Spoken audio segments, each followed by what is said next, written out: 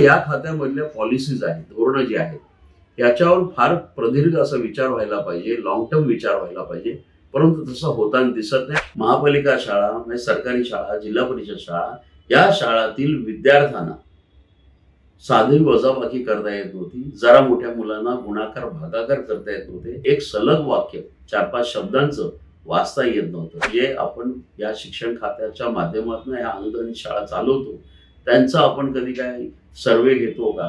काही महापालिका शाळांमधले शिक्षक सुद्धा आमच्या परिचयाचे की ते अतिशय तळमळीने काम करतात, परंतु दुर्दैवाने त्यांचं प्रमाण फार कमी आहे। शिक्षण खात्याला आपण जी काही पावलं उचलतो त्यात प्रत्येक वेळेला आपल्या पदरी अपयश काय तर आपण नापास का होतो याचं आत्मपरीक्षण करण्याची वेळ आलेली।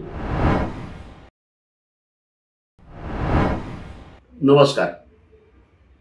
ठाणे वैभवच्या अग्रलेखाचं आजचं शीर्षक आहे शिक्षण खाते नापास।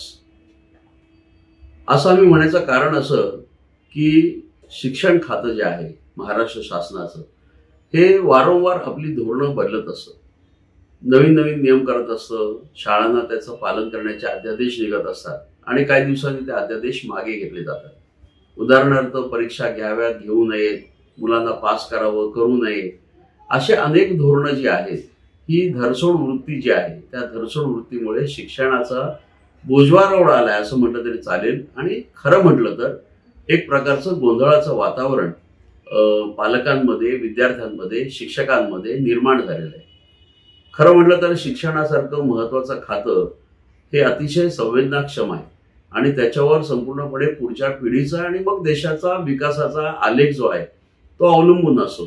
त्याच्यावर या खात्यामधल्या पॉलिसीज आहेत, धोरणं जी आहेत याच्यावर फार प्रदीर्घ असा विचार व्हायला पाहिजे, लॉंग टर्म विचार व्हायला पाहिजे, परंतु तसं होताना दिसत नाही। आणि तोच विषय घेऊन आज आम्ही अग्रलेख लिहिला आहे आणि त्याचं निमित्त होतं की जो आपल्या शासनाचा सर्वांसाठी शिक्षण हा जो एक आपण अतिशय व्यापक उदात्त अशा हेतूने आखलेली ही योजना होती, त्याला राईट टू एज्युकेशन असं आपण म्हणतो, ही राईट टू एज्युकेशन योजना आता शासनाने रद्द करण्याचा निर्णय घेतलेला आहे। ह्याचं कारण जे आहे ते फार गमतीदार आहे। म्हणजे शासन आपलं कुठेतरी अपयश झाकण्याचाही प्रयत्न करतंय, कुठेतरी हे चुकलेलं आहे हे त्यांच्या लक्षात आलंय आणि उशिरा का होईना त्यांनी त्यात सुधारणा करण्याचा प्रयत्न केलाय, परंतु त्यामध्ये अनेक पालकांचं मला असं वाटतं खूप मोठं नुकसान होणार आहे। शाळांच्या बाबतीत बोलायचं झालं तर या RTEच्या खाली 2400 कोटी रुपये शासनाकडनं जे शैक्षणिक संस्थांना मिळायला पाहिजे होता ती अमाऊंट थकबाकी आहे, ती रक्कम थकबाकी आहे, ती मिळण्याची शक्यता पण फार दुर्मिळ आहे। ही योजना अशी होती की ह्यामध्ये एक ठराविक कोटा प्रत्येक खासगी शाळेला RTEच्या खाली ऍडमिशन घेऊ इच्छिणाऱ्या आर्थिकदृष्ट्या दुर्बल घटकातील विद्यार्थ्यांसाठी आपण तो मोकळा ठेवला होता, त्याच्यात ती प्रवेश घेण्याची तरतूद केलेली होती आणि त्याच्यामुळे अनेक मुलांचा फायदाही झालेला आहे। परंतु हा फायदा होत असताना शिक्षण संस्थांना ज्या पद्धतीचं त्यांनी जे भरपाई द्यायला हवी ती दिलेली नाहीये आणि ती अमाऊंट आता जवळजवळ 2400 कोटी रुपये झालेली आहे। आणि आता शासनाला असं वाटते की ही RTE योजना आपण रद्द केली पाहिजे। विशेषतः या नवीन त्यांच्या धोरणानुसार ज्या खासगी शाळेच्या जवळ किंवा त्या परिघात जर सरकारी शाळा असेल, मग ती नगरपालिकेची असेल, जिल्हा परिषदेची असेल, तर तिथे RTE अंमलात आणायची काही गरज नाही, अशा पद्धतीचं ते एक धोरण आहे। ह्याचं कारण जर आपण विचारलं तर असं नाहीये की ह्या महापालिकेची शाळा किंवा जिल्हा परिषद शाळा ज्याची पटसंख्या फार झपाट्याने घटते आणि मुलं पालक जे आहेत ते आपली मुलं या शाळांना काढून खासगी शाळेत टाकतात, म्हणजे त्यांच्या दर्जाबद्दल त्यांच्या मनात शंका आहे। मग हा दर्जा अचानक सुधारलाय म्हणून शासनाने हे पाऊल उचललंय का? तर तसंही नाही। त्याच्यामुळे एकूणच आजही अनेक शिक्षक, अनेक पालक ह्या शाळांमध्ये प्रवेश घेऊ इच्छितात, त्यांना आता ह्याच्या पुढे ते घेता येणार नाही। शासनाचं जे आपलं अनुदानित शाळांचं जे धोरण आहे तर त्यांच्या अंतर्गत आपण फार मोठ्या प्रमाणात दरवर्षी खर्च करत असतो आणि त्यांचे जे शिक्षकांचे पगार आहेत ते दिले जात असतात।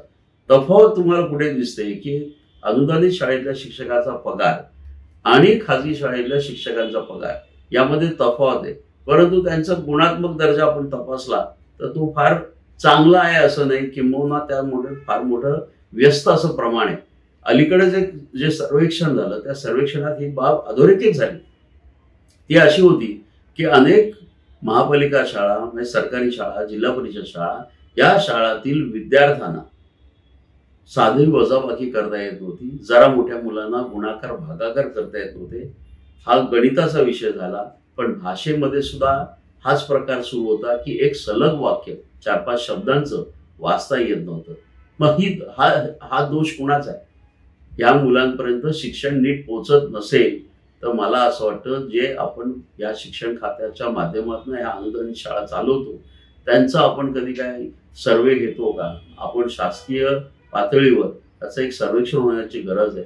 शिक्षकांचं उत्तरदायित्व आहे, शिक्षण संस्थांचं उत्तरदायित्व आहे. जसं हे खाजगी शाळांना काही नियम लागू आहेत तसे आता मला असं वाटतं की सरकारी शाळांना सुद्धा लागू व्हायला पाहिजेत. खास करून जेव्हा आपण RTE बंद करतो आणि खाजगी शाळांतनं पुन्हा ओघ ह्या शाळांमध्ये व्हावा अशी आपली जर प्रामाणिक इच्छा असेल तर निश्चितच त्या शाळांमध्ये शिकवणाऱ्या शिक्षकांची जबाबदारी वाढते, त्यांचं उत्तरदायित्व वाढतं, त्यांना आपला दर्जा सुधारावा लागेल. काही शिक्षक अतिशय प्रेमाने कष्टाने काम करत असतात. ग्रामीण भागातले शिक्षक, जिल्हा परिषदेचे शिक्षक यांचा विशेष उल्लेख करावा लागेल. काही महापालिका शाळांमधले शिक्षक सुद्धा आमच्या परिचयाचे की ते अतिशय तळमळीने काम करतात. म्हणजे हाडाचे शिक्षक काय असतात हे सुद्धा आपल्याला ग्रामीण भागात बघायला मिळतात, शहर महापालिकांच्या शाळांमध्ये बघायला मिळतात. परंतु दुर्दैवाने त्यांचं प्रमाण फार कमी आहे आणि त्याच्यामुळे सगळे पालक जे आहेत हे सातत्याने त्या शाळांबद्दल ओरड करत असतात. त्याच्यावर काही परिणाम झाला नाही म्हणून मग शेवटी खाजगी शाळांकडे ते जातात. मग RTEचा उपयोग करून आपल्या मुलांचा प्रवेश निश्चित करून घेतात.